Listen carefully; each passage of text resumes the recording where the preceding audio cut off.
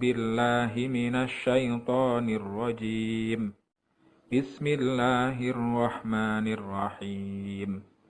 الحمد لله رب العالمين الرحمن الرحيم مالك يوم الدين إياك نعبد وإياك نستعين اهدنا الصراط المستقيم صراط الذين أنعمت عليهم غير المغضوب عليهم ولا الضالين. رب اغفر لي ولوالدي وللمؤمنين آمين. رب اشرح لي صدري ويسر لي أمري واحلل عقدة من لساني يفقه قولي. ربي زدني علما وارزقني فهما. آمين يا رب العالمين. Assalamualaikum warahmatullahi wabarakatuh anak-anak.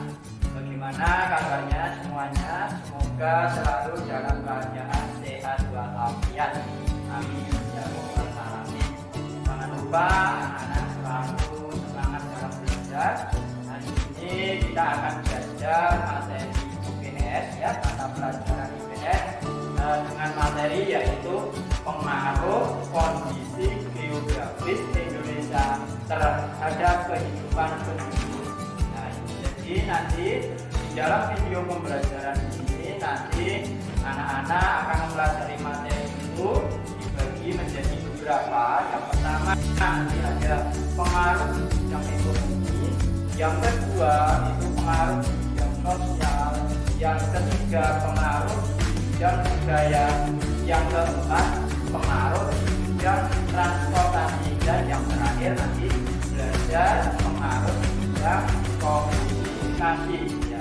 Simak video berikut ini ya anak-anak.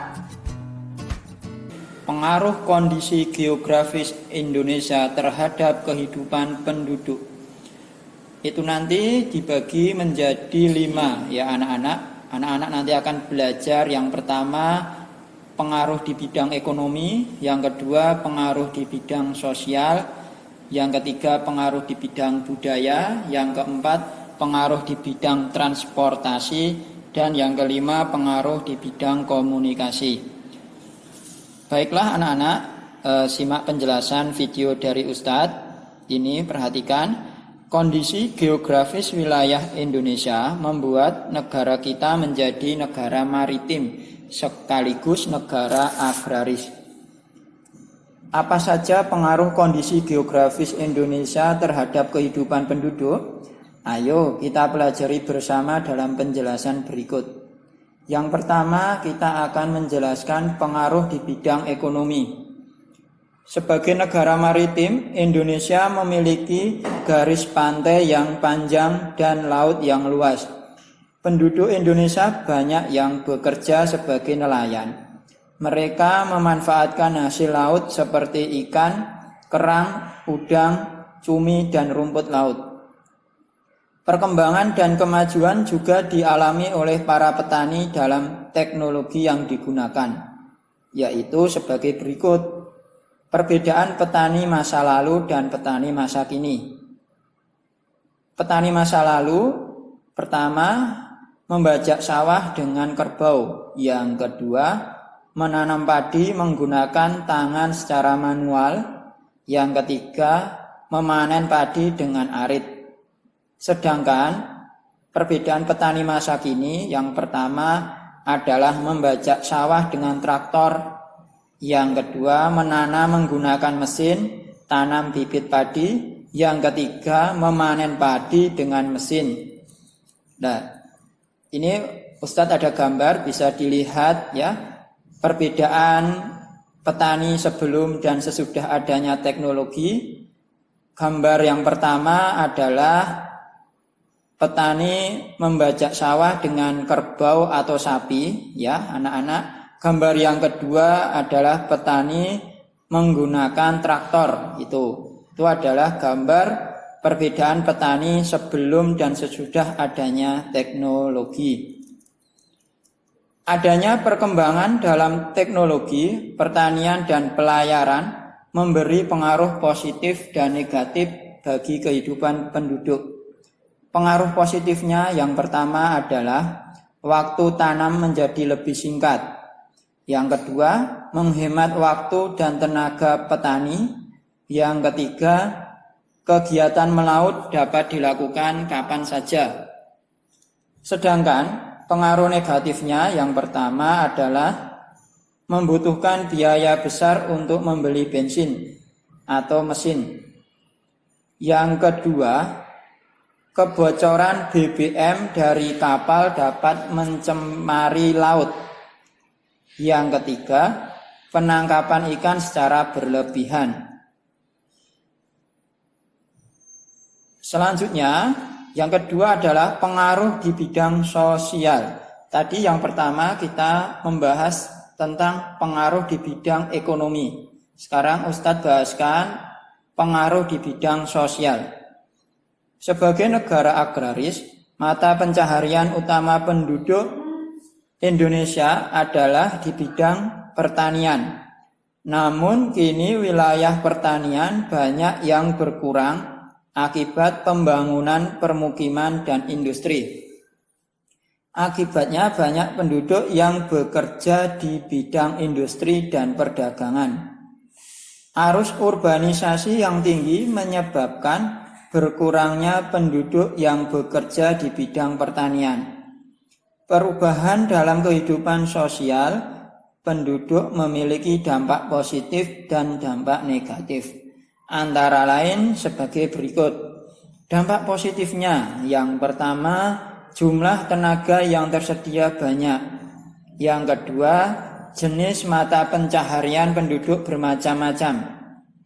Sedangkan dampak negatifnya adalah yang pertama, persebaran penduduk tidak merata. Yang kedua, jumlah lapangan kerja lebih sedikit daripada tenaga kerja.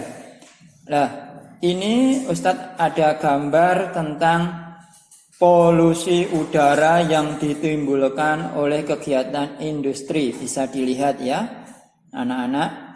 Selanjutnya yang ketiga yaitu pengaruh di bidang budaya. Kondisi wilayah Indonesia membawa pengaruh positif dan negatif dalam bidang budaya. Pengaruh positifnya adalah Indonesia memiliki keberagaman suku, bangsa, budaya, dan agama. Pengaruh kondisi wilayah terhadap budaya dapat dilihat antara lain dalam bahan pembuat pakaian, alat musik, dan senjata tradisional. Di sini ada gambar tentang perbedaan budaya penduduk di Indonesia. Anak-anak bisa melihatnya. Selanjutnya yang keempat adalah pengaruh di bidang transportasi. Indonesia adalah negara kepulauan terbesar di dunia. Sebagai negara kepulauan, penduduk Indonesia tinggal di pulau-pulau yang berbeda.